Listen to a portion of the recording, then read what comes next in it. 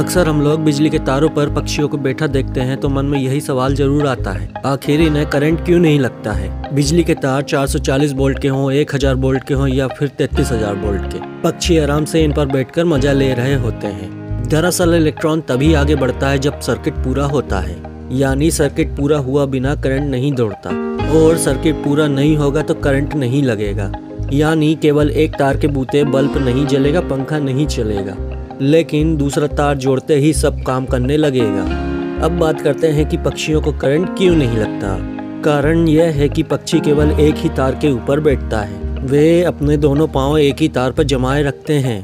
दूसरे तार से संपर्क नहीं होने की वजह से सर्किट पूरा नहीं हो पाता और इसलिए पक्षियों को करंट नहीं लगता। अक्सर हम बाजार से हरी पत्तेदार सब्जियां 10, 20 या 40 रुपए के हिसाब से लेकर आते हैं। लोग अपनी पसंद के अनुसार इन्हें खरीद कर खाते हैं। पोषक तत्वों से भरपूर इन सब्जियों को खाना सेहत के लिए काफी फायदेमंद होता है। वैसे तो सब्जियों की बढ़ती हुई कीमत से हमारे देश के लोग अक्सर परेशान रहते हैं, लेकिन क्या आप जानते हैं दुनिया की एक ऐसी सब्जी भी है जिसकी कीमत सोने के दाम से भी ज्यादा है। हाफ सूट नाम की यह सब्जी 1000 यूरो प्रति किलो की बिकती है, यानी भारतीय रुपए में इसकी कीमत 80,000 से ज्यादा है। हैरान कर देने वाली बात तो यह है कि इतने दाम के बावजूद भी यह दुनिया भर में काफी डिमांड में है।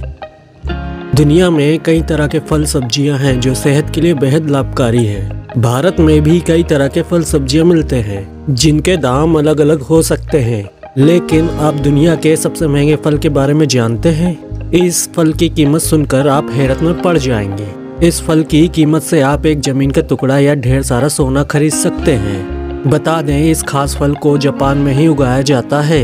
इसकी कीमत लाखों में है, तो चलिए जानते हैं इस फल के बारे में। इस फल का नाम है यूबरी तरबूज।